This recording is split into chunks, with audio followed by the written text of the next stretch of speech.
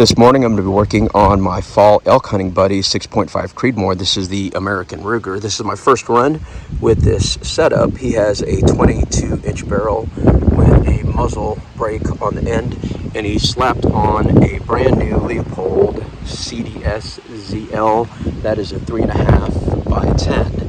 And he put this in field, so I'm not quite sure how accurate it is, so I went ahead and put it on a level to make sure everything's good. And I put on his level that he had on there that he wasn't using, which will become very beneficial. So last week when we were shooting Hornady 129 grain boxed ammo, he was able to get out to 250 yards just fine. Oh, you hit it. Now I've got over 200 rounds of this 130 grain Sierra Game King that should be doable. I just want to see how this is performing at 100 yards and then hopefully get it out to distance today just to see how the rifle will perform. I'm using Hodgdon H4350 at 43 grains, 43.5 and 44. I shouldn't get pressure on any of these, and we'll see how this goes. Let me get my camera set up and then we'll take it out to 100 yards and then take it out to distance.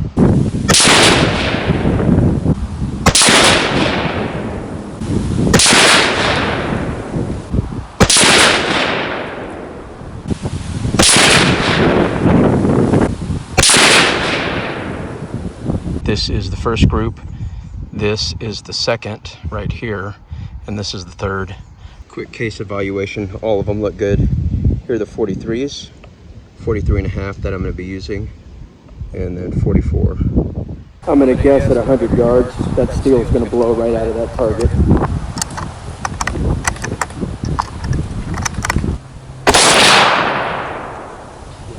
It fell over. Blew that right out of the dirt. This is kind of a rocky bottom, so I knew it was going to blow out. I was aiming about here, and so I need to go up about 1, 2, and then 1 left to be zeroed at 100. Let me go take one more at 100 to make sure that it's dead on, and I'll aim dead center. Left 1, so I got to go up 3. 1, 2, 3.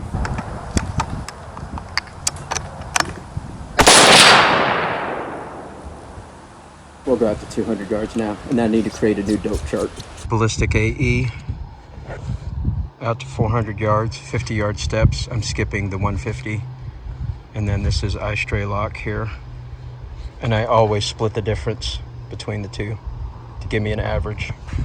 Yeah, my adjustments look like it'll be good.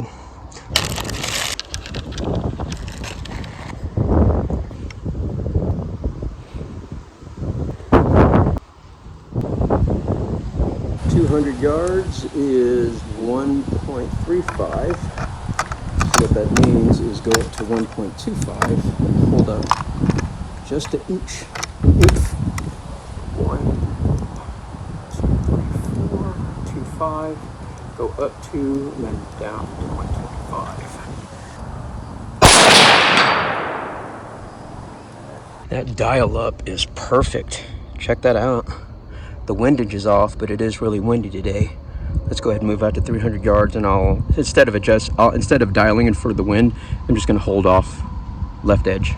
3.65 is a weird hold, so basically you got to decide if you want to go to 3.5 and hold up a little, or go to 3.75 and hold down. I actually like to hold over, so I'll just go to 3.5. I'm actually going to go to 4 and then come down to 3.5.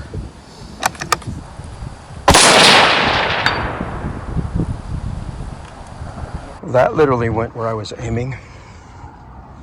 So it looks like BAE is a little bit more on target than eye stray lock.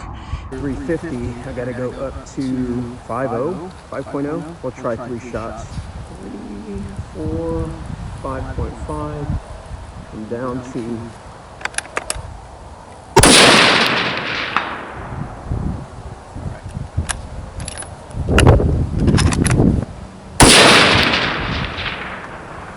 this bubble is off.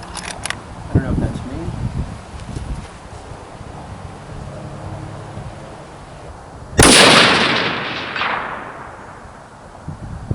All right, we'll go down there. I hit it twice. 350 yards. The dial up was slightly off. I should have used ballistic AE at 4.75, which would have put it about here. I'll make that notation in the paperwork. But there is your group at 350 yards. Not bad, Mr. Roberto. Final load information for Robert's American Ruger 6.5 Creedmoor with a 22-inch sporter barrel using the Sierra 130 grain Game King hollow point boat tail bullet number 1728, those bad boys there.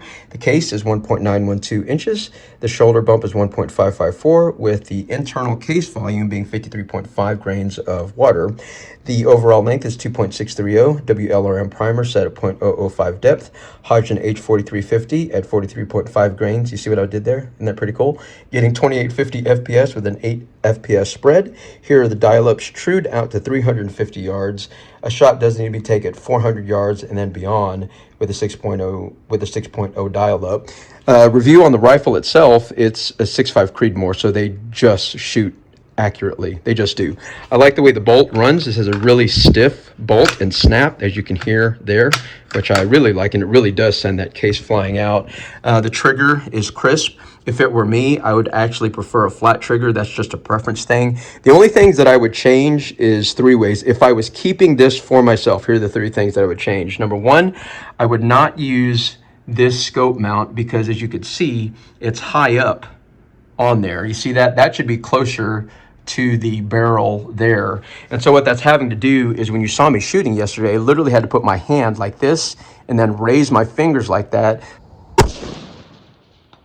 so that my cheek weld would line up behind that rear ocular, right? So one would be the scope mount, get a cheek riser, and then the final thing that I would change is this Magpul bipod. It's hard to explain this with this way I'm videoing, but when you're canting this rifle, it's actually creating resistance. Yesterday, when I was taking my 350 yard shot, I had to cant it slightly to the left like this, but what you can't see, and I'm trying to explain, is it's actually fighting to go this way. When I cant this way, the way that thing's set up, it's actually fighting to go the other way. So I would get a true canting system, especially when you're hitting on a curve, hitting to just slightly move that bubble the right way. And so it's a good shooting system. Those would be the few things that I would change. We've got this thing trued out, and hopefully we get on some prairie dogs in the next couple weeks.